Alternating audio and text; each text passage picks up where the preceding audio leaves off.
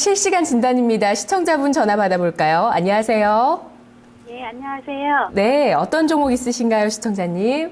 저 솔본이요. 솔본 매수가 비중 얼마시죠? 예, 4,850원에 네. 25%요. 예, 매수가보다 현재 주가가 낮네요. 네. 예, 오늘 윗꼬리를 좀 길게 달았어요. 설마 오늘 매수하셨나요? 아니, 오늘 아니에요. 근데 오늘 매수가 부근까지 왔을 때 고민되셨을 것 같아요. 네, 순간적으로 왔다 가갖고 예, 못 받았어요. 눈 깜짝할 새 왔다 갔군요. 예, 솔본 이슈를 보면 뭐 여러 가지 좀 많습니다. 뭐 게임과 관련된 것도 있고 치매 관련한 소식도 관련주로 엮이고 있고요. 솔본 어떤 부분 도와드릴까요? 장영준 과장님. 네.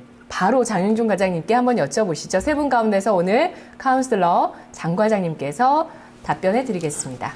예, 일단 솔본 뭐 어떤 회사인지를 좀 살펴봐야 되는데 이 지주회사 역할을 하고 있어요. 자회사로 지금 편입되어 있는 게 이제 무가지라고 하죠. 무가지 포커스 신문사도 있고 인피니티 헬스케어 지분을 많이 가지고 있고 기본적으로는 이제 다른 자회사들도 많이 있는데 이 회사의 가치의 상당 부분은 인피니티 헬스케어로 움직인다라고 보시면 될 것 같고 인피니티 헬스케어의 어떤 주가 흐름하고 비슷한 움직임을 보이고 있어요. 그렇기 때문에 최근의 움직임은 인피니티 헬스케어에 대한 어떻게 보면은 바이오 테마로 움직인 거에 대해서 지주회사, 그러니까 지분을 갖고 있는 솔본이 그냥 혜택을 받아서 올라갔다고 보시면 되고 실제 실적은 아직 안 나오고 있는 상황이거든요. 그렇기 때문에 저는 이 실적 부분이 아직 안 나오고 있는데 그런 바이오의 흐름 때문에 인피니티 헬스케어 역할로 인해서 반등이 나왔기 때문에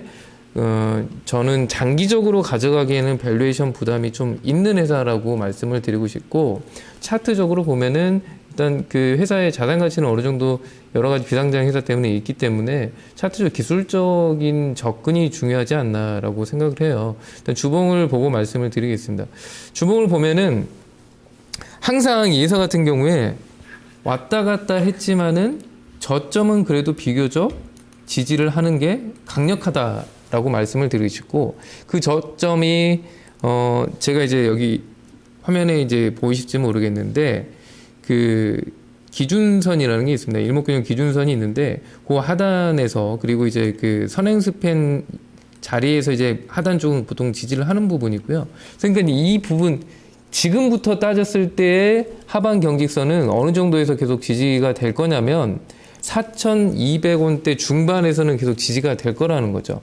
그래서 저는 이 솔본이라는 종목을 포함해서 사실 지금 바이오 테마로 엮인 종목들은 트레이딩이 필요하다고 보고 있고 사실 정말로 강력하게 장기 우상향을 생각해서 홀딩을 해야 된다면은 회사의 실적이 나오거나 아니면 임상 실험권이 대두하거나 이런 거야 되는 인피니티 헬스케어 같은 게 사실 어떤 바이오로 엮여 있지만은 이 병원 관련 시스템 그다음에 원격 진료 이런 거기 때문에 조금은 시장의 어떤 전체적인 큰 흐름이랑은 조금은 다른 부분이라고 생각이 되고요. 그냥 박스권 트레이딩을 권해드리고 싶어요. 그래서 매수가가 얼마인지가 중요한 게 아니고 저는 5,000원 이때 보면은 과거에도 두 번이나 이제 윗꼬리를 달고 5,000원 위에서는 지금 눌림 모습이 보였거든요. 그러니까 5,000원하고 4,200원대 중반 요 사이에서 차라리 비중을 좀 조절하면서 왔다 갔다 늘렸다가 줄였다가 하면서 트레이딩을 하시는 게 좋은 종목이다. 그리고 장기적으로 우상향으로 가져가기에는 밸류에이션 부담은 좀 있다. 이렇게 말씀드리고 싶고 추가적인 팀 하나는 매매를 하실 때 인피니트 헬스케어의 움직임에 약간 후행하는 부분이겠어요. 솔본이. 그러니까 인피니트 헬스케어 차트를 보시고 만약 인피니트 헬스케어가 좀 세게 나왔다. 그러면 솔본을 미리 좀 위쪽에다가 걸어놔가지고 매도를 좀 해볼 수 있을 것 같고, 만약 인피니티 헬스케어가 갑자기 좀 밀린다 싶으면은, 보유한 종목을 미리 매도했다가 좀 저점을 좀 같이 찾아보는, 그러니까 거의 움직임이 비슷해요, 차트가. 그래서 인피니티 헬스케어 움직임을 좀 참고하시고, 거래량도 그쪽이 더 많거든요. 거기에 따라서 박스권 매매 트레이딩이 필요할 것 같습니다. 네, 시청자님. 네, 네. 도움 되셨나요? 네, 네. 네, 고맙습니다. 네. 네, 감사합니다. 네, 다음 시청자분 알아보겠습니다. 인터넷 게시판으로 보내주신 분이신데요. 한진해운을 갖고 계세요. 2625님께서 한진해운을 50% 갖고 계십니다. 11,500원에 매수를 해주셨어요. 아마도 몇 년째 보유를 하셨겠는데 한진해운 최근의 흐름이 아주 드라마틱했습니다. 네, V자 반등을 지난해 말에 보여주고 밀리는 듯 하다가 또 2월 들어서 급격하게 상승을 하면서 이분께서는 아직 많이 목마르시겠죠. 예, 손실이 크십니다. 어떻게 할까요? 최병훈 전문가님. 네, 한진해운을 11,500원 사서 50% 사서 지금까지 갖고 있으면 한 3년 정도 있었던 것 같아요. 그래도 생각보다 잘 기다렸습니다. 이제 모멘텀이 나왔으니까 상당히 힘들었을 텐데 그래도 다행입니다. 이렇게 주가가 올라와서 저도 이제 주사위 이제 할 때 11월 달인가요? 5,500원 정도 할 때 사서 이제 1차 목표가 6,700원이고 중기 목표가 7,800원이었습니다. 그래서 지금 주가가 왔습니다. 네. 목표가는 한데 넘어섰어요. 중요한 것은 그보다 더 중요한 게 있습니다. 이 종목은 시대 흐름을 좀 탔는데 유가 하락에 수혜주죠. 그래서 유가 하락에 대한 시대 흐름을 분명히 타고 있고 실적으로 바로 연결되고 있습니다. 물론 이제 유가 하락을 하게 되면 지난번 유가 하락이 급락을 하고 나서 1월 달에 주가가 오히려 안 가고 좀 빠졌습니다. 1월 하순경에는 6천 이하로. 그런데 그때는 운임도 같이 빠질 거라고 예상을 했는데 오히려 지금 이제 한진해운 가장 중요한 이제 실적은 북미 노선인데요. 이 북미 노선이 운임이 오히려 상승했습니다. 최근 들어. 인상이 이제 합의가 됐고, 그래서, 왜냐하면 이제, 미국의, 미주 노선에 이제 그쪽에, 미주 항만 쪽에 컨테이너 이게 적체가 좀 심했습니다. 그래서 들어오는, 왜냐하면 적체가 심하다, 미국이 경기가 좋기 때문에 그런 거죠. 그래서 물동량이 늘어나면서 전체적 운임이 올라갔습니다. 운임이 올라간 상태에서 또한 벙커시우인데, 이제, 이쪽에 연료비가 상당히 줄어들었습니다. 유가는 물론 많이 빠졌는데, 그에 대해서 또 그만큼, 이제 운임의 어떤 운행의 비용이 이제 벙커시고 많이 빠져가지고 그에 대한 또 수혜를 받고 있고요. 그래서 실적이 이제 본격적으로 1분기부터 실적이 크게 나오거든요. 그래서 영업이익도 이제 한 8,900 정도 이렇게 나올 수가 있고요. 그래서 전반적으로 이제 시작했습니다. 이 확대가. 그렇죠. 확실히 되기 시작한다는 네, 확실히 된 말씀이세요? 거죠. 이제 네. 최근에 이제 북미 노선에 운임도 인상을 했기 때문에 그렇게 되면 이제 1분기부터 실적이 나오는 거죠. 본격적으로. 그래서 2분기까지도 계속 실적이 좀 나올 걸로 보이기 때문에 최근 들어서 이제 수급도 보시면 상당히 좋습니다. 현 상태에서 외국인이 꾸준히 많이 샀습니다. 최근 작년부터 좀 샀는데 최근 2월에 외국인이 급증을 크게 많이 사고 있으면서 기관이 같이 가세를 하고 있거든요. 그래서 이 주가의 움직임이 과거에도 저도 이제 한 10,000원대 한번 추천해서 17,000원 간 적이 있었는데요. 이 종목이 이렇게 시작을 하게 되면 거의 최저가가 4,700원대거든요. 그래서 이 종목의 목표가를 잡아드리겠습니다. 단기적으로 1분기 중에 다음 달까지 한 9,500원 정도를 목표가 잡아드리고요. 지금보다는 아직도 20% 정도 상승 여력이 있습니다. 그리고 좀 못 가더라 한 9,000 정도 찍을 것 같고요. 그래서 4,720은 저가의 100% 수익인 이제 9,500원 목표가고 손절가는 물론 이분한테는 손절을 하지 않겠죠. 지금까지 갖고 있었으니까. 그래서 그래도 손절가를 잡는다면 6,500원 정도 손절가 잡아드리고요. 그래서 9,500원까지 가서 그때 50% 비중이기 때문에 11,500원 아직도 손실이죠. 그러면 예를 들어서 이제 만원 내외를 돌파를 못한다면 거기서 비중을 절반 줄였다가 다시 추가 하락을 하게 되면 8,000 초반에 오게 되면 그 판 것을 재매수를 하게 되면 단가를 9,000대로 맞출 수 있을 겁니다. 그렇게 해서 계속 이 종목으로 1분기하고 2분기 때 승부 보시면 충분히 본전하고 나올 수 있다 이렇게 말씀드리겠습니다. 예. 네. 2분기까지 이렇게 트레이딩을 해 나가도 될 정도로 어쨌든 상반기까지의 업황과 실적 좀 기대해 볼 만하다는 얘기를 해주셨네요. 어느 선에서 팔아야 손실을 최소화할까 아직 업황이 돌아선 건가 많은 고민이 있으셨을 텐데 9,500원 또 6,500원 가격 기억하시면 될 것 같습니다. 다음 시청자분 만나볼게요. 안녕하세요. 안녕하세요. 네, 시청자님 어떤 종목이세요?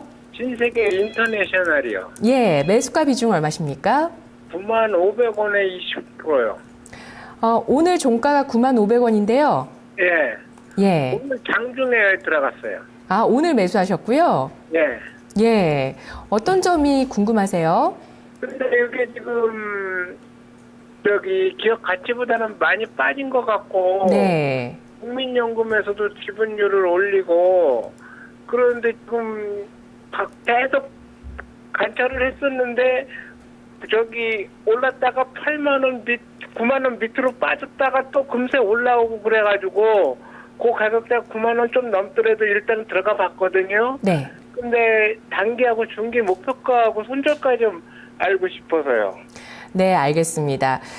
신세계 인터내셔널 국민연금에서 10% 가까운 지분을 갖고 있고요. 올해 유통업계에 롯데, 신세계, 현대백화점 그룹 합쳐서 14조 원 투자가 또 계획이 나와 있습니다. 과연 신세계 인터내셔널 기업 가치 대비 좀 많이 싸 보이는데 전략 어떻게 세울까라고 하셨는데요. 세 분 카운슬러 중에서 답변해 드릴게요. 예, 저기 김봉만 전문가님이요. 네, 전문가님. 예, 안녕하세요. 예, 안녕하세요. 네, 자, 그 좀 중기로 보유를 할 예정이신가요? 예, 지금 말씀하신 대로 뭐 연기금에서 뭐 그전부터 이제 많이 가지고 있었었고요, 지분은요. 뭐 최근에 좀 더 매수를 지금 추가적으로 하고 있는 그런 상황이고요. 일단 뭐 신세계 인터내셔널 같은 경우도 뭐 다른 거 없습니다. 앞서 제가 우리가 그 진단해드렸던 그 CJ 오쇼핑처럼 내수 악화에 의한 그 직격탄을 지금 맞고 있다. 그렇게 볼 수 있겠고, 작년에 그 10월 달까지 이제 고점 치고 올라갔었던 것은 그 당시에는 이제 뭐 중국 관련주로 조금 부각이 되면서 올라갔었던 것이죠. 그 신세계 인터 같은 경우는 그 이제 소위 얘기하면 우리가 그 명품 있죠? 예. 명품 브랜드를 많이 판매를 하는, 수입을 해가지고 이제 국내에서 많이 이제 판매를 하는 그런 기업입니다.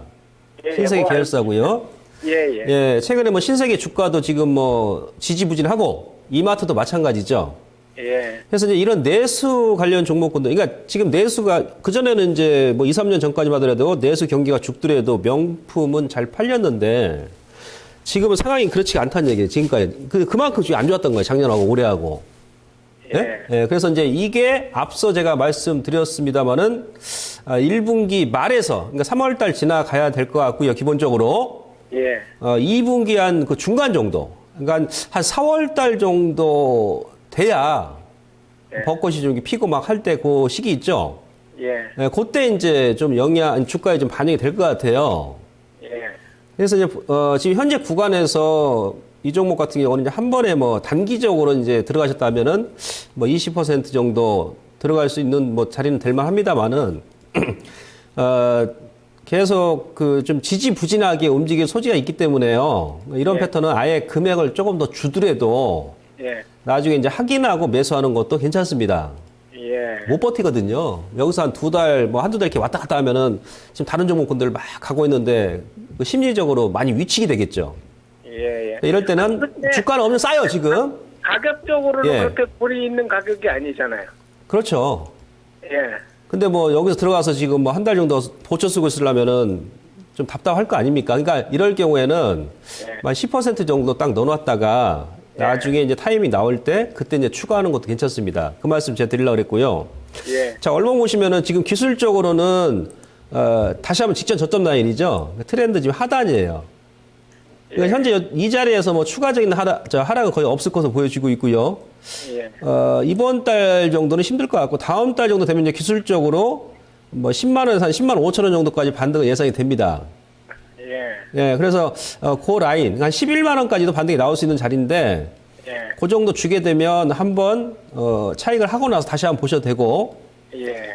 나중에 이제 그 동사의 주가뿐만이 아니고 신세계라든지 롯데쇼핑, 뭐 이마트 이런 그 관련 유통기업들의 주가를 같이 확인하시면서 그때 다시 한번 재면서 하는 거 괜찮습니다. 손절가는요. 예. 주식에서 뭐 100%는 없으니까요. 예. 지난주에 저점이에요. 84,000원 잡으시면 돼요. 83,500원. 종가상 83,500원이요. 그렇습니다. 이 라인을 만약 깨게 되면은 예. 또 거기서 한번 또 투매가 한번 나올 수 있거든요. 예. 이 단가를 안 깨면 홀딩 가능합니다. 그대로.